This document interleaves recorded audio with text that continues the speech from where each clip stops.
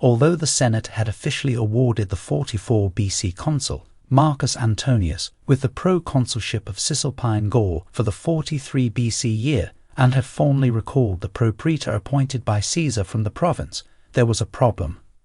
Decimus Junius Brutus, away on campaign against the local Gallic tribes, refused to leave the province, citing his appointment by Caesar, whose decrees and legislation the Senate had agreed to uphold during their March 17th meeting.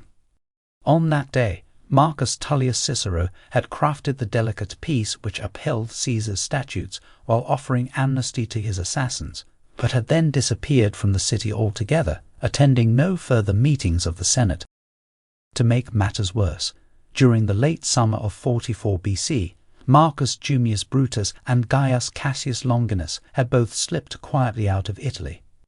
It would not have taken long for Marcus Antonius to receive word that Brutus had disembarked from his cargo ship in Piraeus, the port of Athens, before sending Cassius on to Syria. If the Senate could not persuade Decimus Brutus to surrender Cisalpine Gaul, Marcus Antonius would have to march against him. From his location in Greece, Brutus could potentially prevail upon the governor of Macedonia, to whom he happened to be related, to march his 3 legions to Decimus Brutus's aid. In Syria, Cassius could devote the legions of his province to fellow liberators Gaius Trebonius and Lucius Tullius Cimber, who governed Asia and Bithynia et Pontus.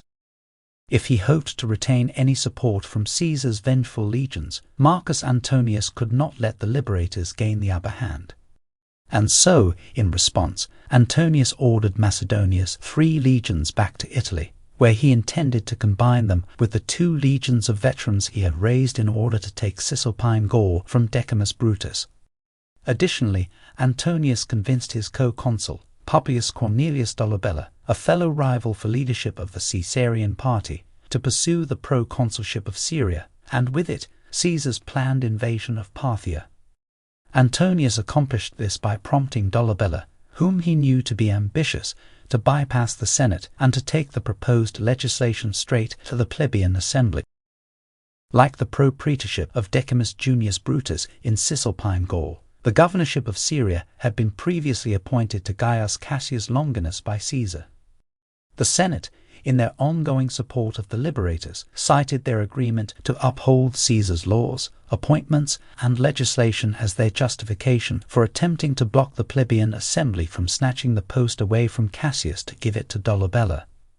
But the Roman plebs, for whom the word liberator was merely double-speak for murderer of Caesar, had no wish to see command of Caesar's Parthian campaign go to one of his assassins. And so the people voted to give the governorship of Syria to the Caesarian partisan, Publius Cornelius Dolabella.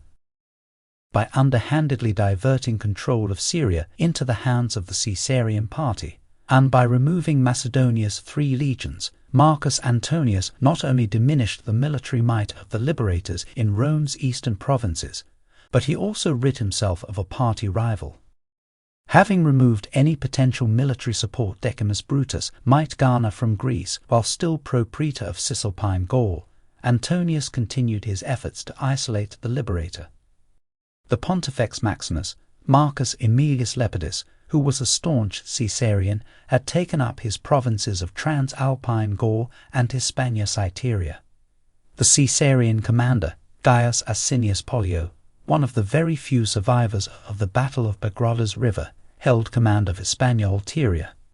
And in Gallia Comata, the Gallic lands which had been conquered by Caesar, Lucius Munatius Plancus governed. Towards the end of August, Marcus Antonius journeyed to Brundisium to take possession of the 3 Macedonian legions who had just landed. While he was out of the city, and with Dolabella having departed for the east, Marcus Tullius Cicero, who had not attended a single meeting since the 17th of March, appeared in the Senate again on September the 2nd. In a lengthy speech, the father of the Republic reminded the Senate's conscript fathers of the service they owed the Republic.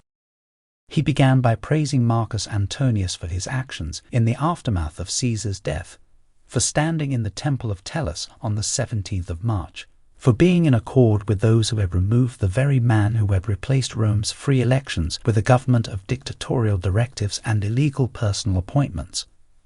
Cicero hailed Antonius as never being more brave or standing so strong as on the day he had sent his young son as a hostage to guarantee the peace to which he was a party, for the sake of Rome's republic. The tone of Cicero's speech then did an about-face as he began emphasizing that on March 17th, Antonius had even suggested that no tablet purporting to contain decrees from Caesar be passed by the Senate after the Ides of March. However, asserted Cicero, he had watched as Antonius had departed from his initial stance as an arbiter of peace to become a man with a personal inclination toward Caesar's power, who was increasingly in competition with Publius Cornelius Dolabella.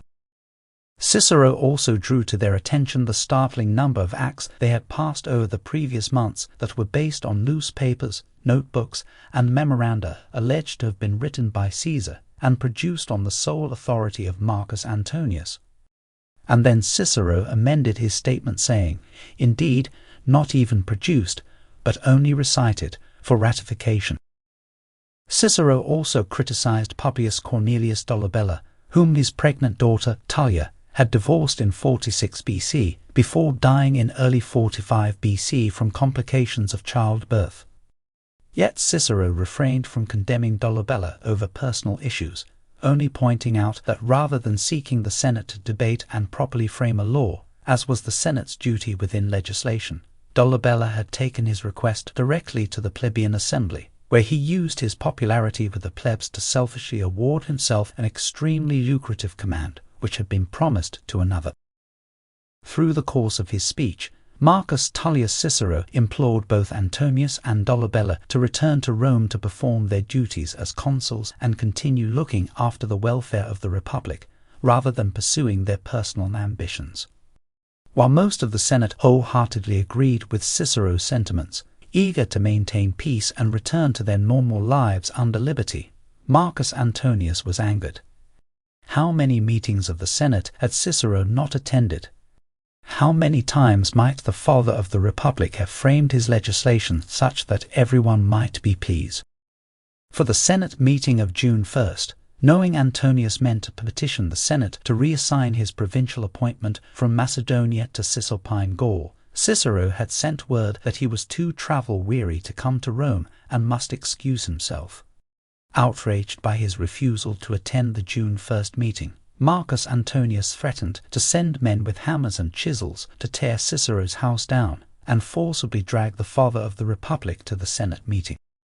Rome's most august senator had for 6 months withheld his advice to both the Senate and to Marcus Antonius, but suddenly wanted to re-emerge and criticize the decisions that had been made, and coincidentally, only after Marcus Antonius was out of the city.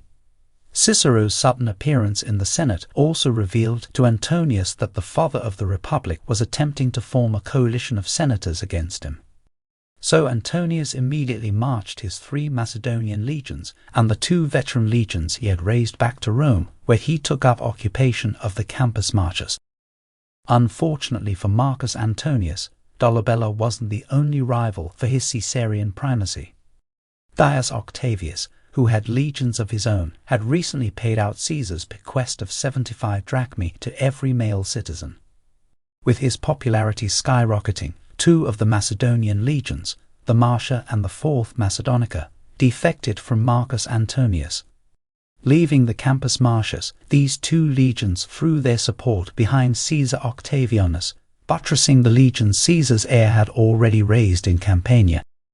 At the next Senate meeting, Marcus Antonius attempted to have Caesar Octavianus, whom he belittled with insults, named as an enemy of the state, but with 2 legions having already defected to the man Antonius viewed as only an imitation of Caesar, the consul could not gather the necessary senatorial support. Antonius saw this as evidence of Cicero's sudden influence on the Senate, which he countered by launching into his own diatribe against the father of the Republic. But once again, Cicero was absent from the Senate meeting. As Antonius railed against him, Cicero sat at his desk writing his next speech, again taking aim at Marcus Antonius.